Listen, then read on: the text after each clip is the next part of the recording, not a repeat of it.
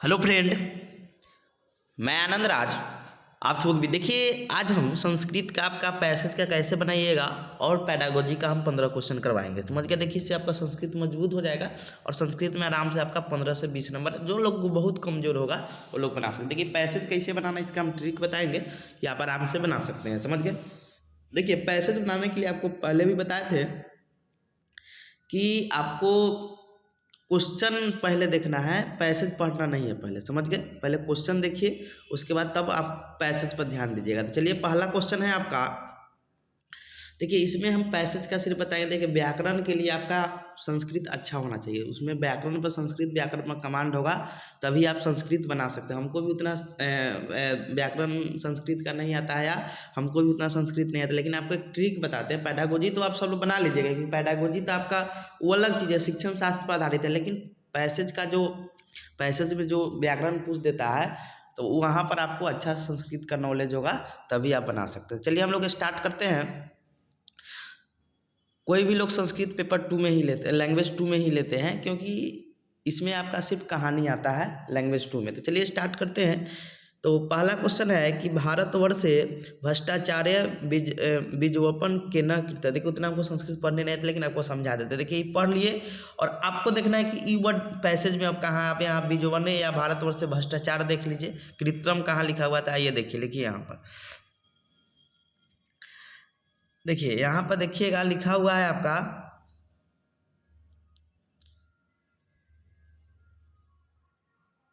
लिखा है ना, भ्रष्टाचार बीजय ओपन टू आंगल प्रशासन। यहाँ पर देखिए, आंगल मतलब अंग्रेज के लिए यूज होता है, अंग्रेजी के लिए आंगल भाषा।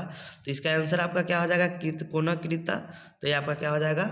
आंगल प्रशासन हो जाएगा आंसर। देखिए, ऐसा ही आपको छाटना है, तभी आपका क्या होगा कि मतलब आप मतलब ऐसे नहीं तो पढ़ते रह जाइएगा। संस्कृत में देखिए, आपका 15-20 आ गया तो बहुत है। संस्कृत में इतना नंबर नहीं आता, जिनका पूरा 0 है संस्कृत में, उनका 15-20 आ रहा है तो बहुत अच्छा, समझिए, बहुत अच्छा। तो ऐसे आपको क्या करना है, छांट लेना है कि देखिए, यहाँ बीजारोपण लिखा हुआ था और आंगल प्रशासन लिखा हुआ था, देख लीजिए यहाँ। ऐसे आपको क्या करना है कि छाटना। देखिए, भ्रष्टाचार बीजोपन आंगल प्रशासन लिखा है ना, तो ऐसे आपको क्या करना है, छाटना है। समझ? यानी कहने का मतलब हुआ कि भारत में भ्रष्टाचार आपका ब्रिटिश काल से ही चल रहा है। अब दूसरा क्वेश्चन देखते हैं कि भ्रष्टाचार प्रबलता कृत विद्यते, यानी अब देखिए, यहाँ पर प्रबलता खोजना है कि कहाँ पर। अब देखिए, पैसेज में आइए, प्रबलता कहाँ पर है, और ऑप्शन को भी ध्यान में रखिएगा, कहाँ कहाँ सर्वभूषा संस्थान, शिक्षितु जन मंत्री। अब देखिए, यहाँ आइए, अब पैसेज में आइए। देखिए, प्रबल वर्ड यहाँ पर है, देख रहा है कहाँ पर? सब संस्थान में क्या है आपको, मतलब क्या उसको बोलते हैं कि बिना भ्रष्टाचार के कोई भी संस्थान नहीं है, सब है। तो यहाँ पर आंसर क्या हो जाएगा आपका? 2 नंबर हो जाएगा। आंसर क्या हो जाएगा? ऐसा ही आपको छाटना है, समझ गए?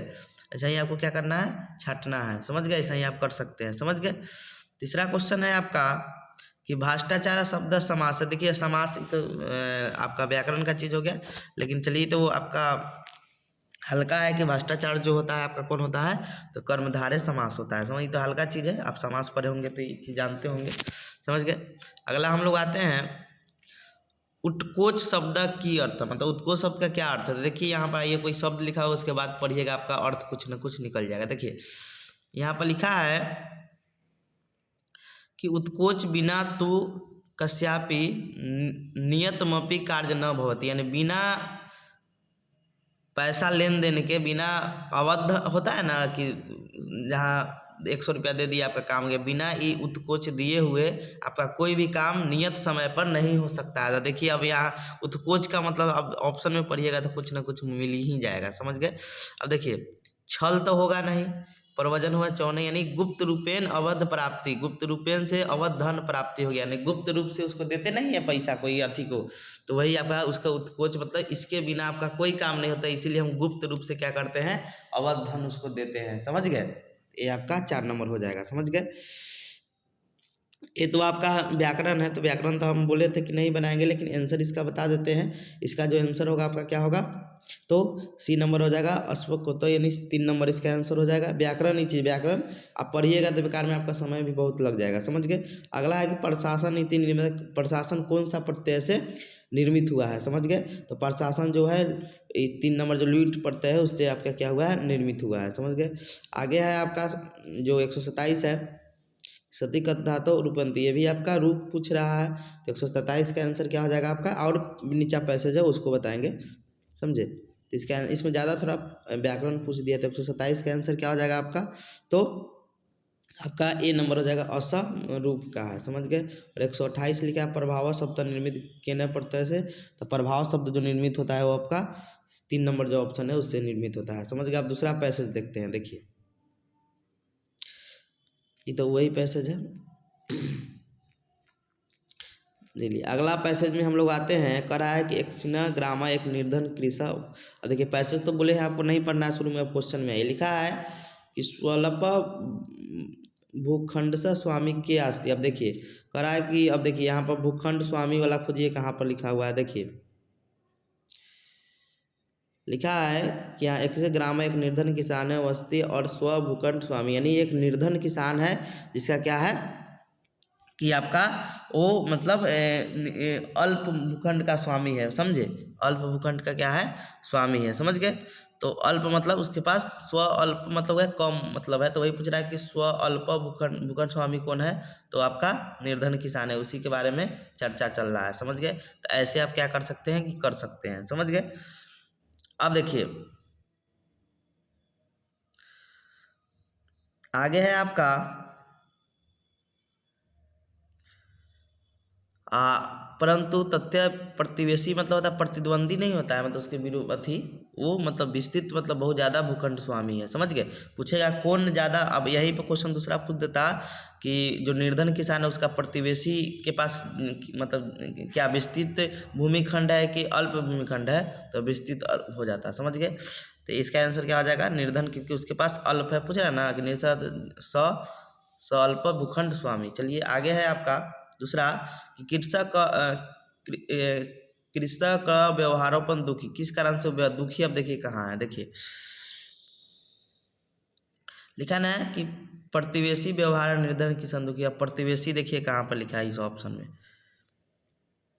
देखिए तो यहाँ पर जो आंसर हो जाएगा क्या हो जाएगा आपका, तो प्रतिवेशी मतलब जो उसका प्रतिवेशी मतलब होता है कि उसका विरोध में जो है पड़ोसी, प्रतिवेशी मतलब पड़ोसी हो गया, समझ गए। तो यहाँ पर आंसर क्या हो जाएगा आपका, तो प्रतिवेशी यानी पड़ोसी के कारण वो हमेशा दुखी रहता है, समझ गए। तीसरा कह रहा है कि प्रतिवेशी इत्तम समास, कौन सा समास है उसमें, तो इसमें जो समास है तो ये भी आपका व्याकरण का चीज़ है, इसमें आपका छठी तत्पुरुष समास है, समझ गए। इसमें व्याकरण ज़्यादा पूछा हुआ है, समझ गए। इसका भी आप लोग देख लीजिएगा, इसका जो आंसर होगा आपका वो आंसर होगा आपका छठी हो जाएगा, समझे, छठी में हो जाएगा। लेकिन ये सब आपका व्याकरण है, इसमें कुछ उपाय नहीं अंजादिया मानना होगा आपको, इसमें कुछ आप नहीं कर सकते हैं, समझ गए। ये सब व्याकरण आपका है, ये सब आपका व्याकरण है। अब आते हैं हम लोग, ये तो हो गया आपका, अब आते हैं हम लोग पैडागोजी के क्वेश्चन में, समझ गए। तो चलिए पैडागोजी आपका 136 से स्टार्ट होता है, इसको ध्यान से समझिएगा। देखिए लिखा है कि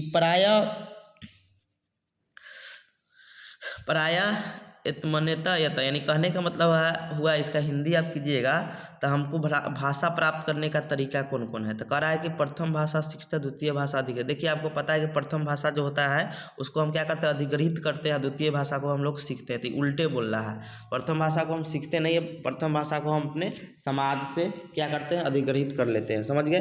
तो आपका तो 1 नंबर ऑप्शन गलत हो गया। दूसरा ऑप्शन कह रहा है ऐसा ही देखिए पढ़ना है। दूसरा कह रहा है प्रथम भाषा स्वाभाविक रूप में, द्वितीय भाषा, देखिए प्रथम भाषा तो हम स्वाभाविक रूप से सीखते हैं, समझे, लेकिन जो द्वितीय भाषा होता है, समझ गए, जो द्वितीय भाषा हमारा होता है वो क्या होता है कि उसको हम लोग कैसे करते हैं, अधिग्रहित नहीं करते हैं, उसको क्या करते हैं, लर्निंग करते हैं, सीखते हैं, एक्वायर नहीं करते हैं, क्या करते हैं, लर्निंग करते हैं। इसी को प्रथम भाषा को हम लोग एक्वायर करते हैं स्वाभाविक रूप से, समझ गए। तो एक ऑप्शन आपका गलत हो गया, देखिए ऐसा ही पढ़ना है आपको, समझ गए।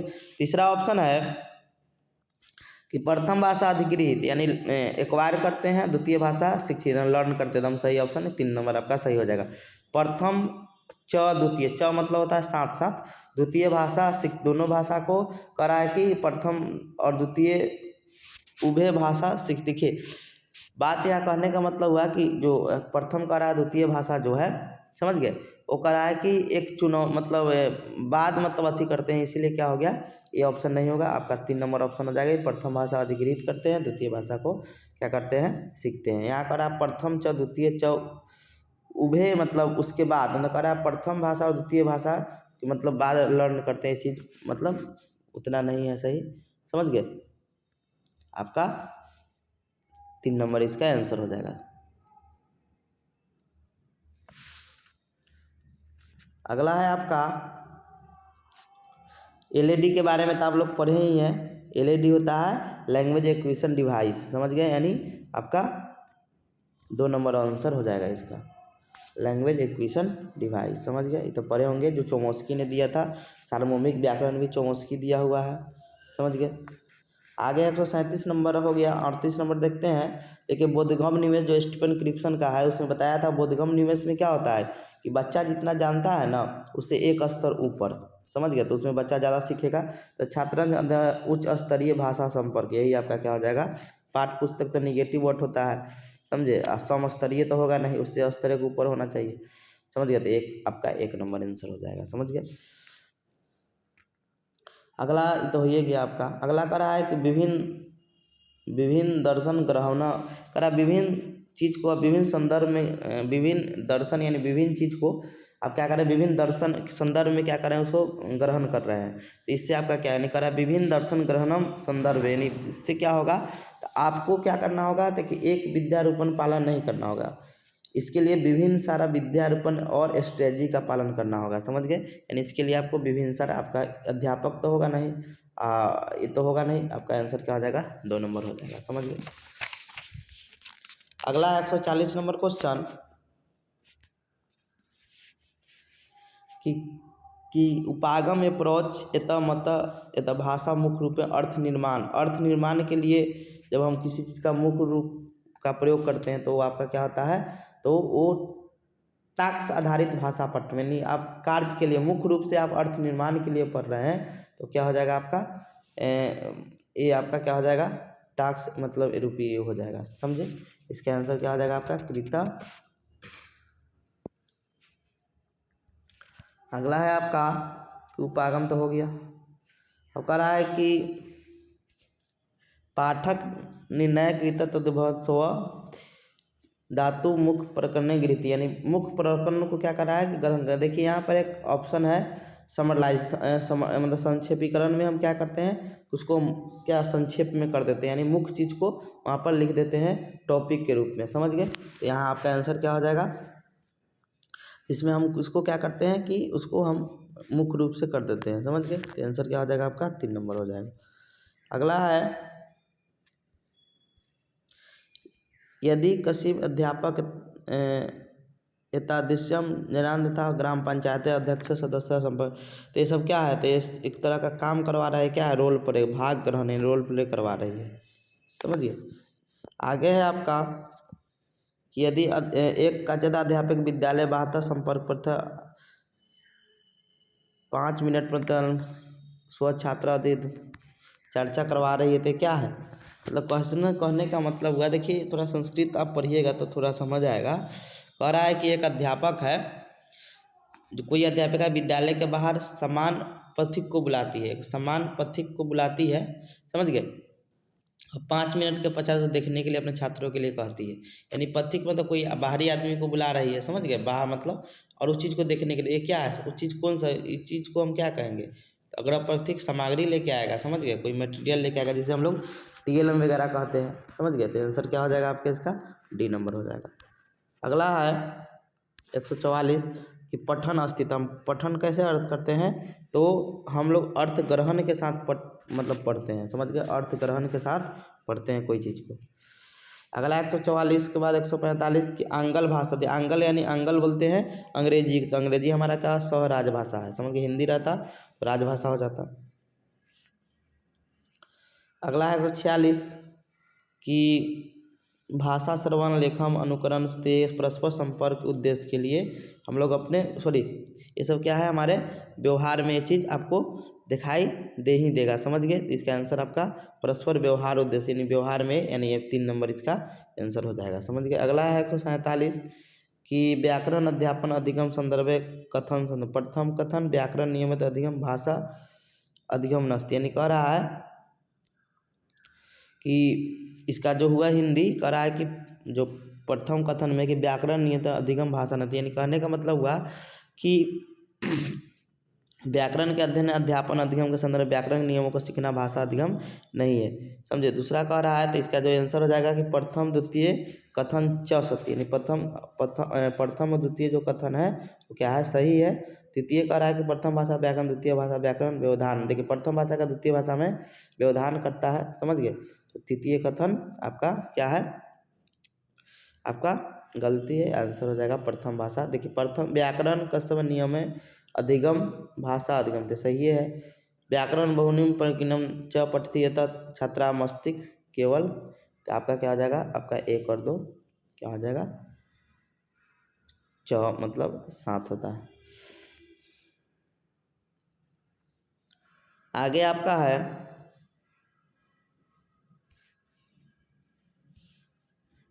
147 नंबर के बाद 148 की अधिकाधन प्रयोजन उपस्थिति, यानी इसका मतलब क्या होगा। तो देखिए जब हम कोई चीज़ करते हैं तो वो मनोरंजन के साथ करते हैं, मनोरंजन यानी उसमें अति करके करते हैं। शब्दावली तो होगा नहीं, सामान्य ज्ञान होगा नहीं, विस्तृत आपका 4 नंबर हो जाएगा।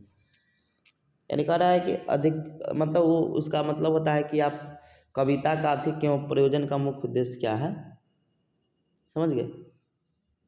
अध्यापन शैली का आपका मुख्य उद्देश्य क्या है।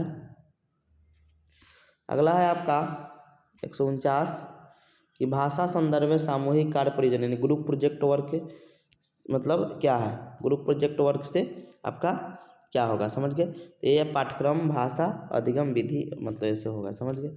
अगला है 150 लास्ट क्वेश्चन है पोर्टफोलियो के बाद। तो पोर्टफोलियो में हम छात्र का क्या करते हैं, अधिगम उदाहरण तरह मूल्यांकन उपयोग, समझ गए। इसका 1 नंबर आंसर हो जाएगा, समझ गए। तो ऐसे आप कर सकते हैं। Thank you.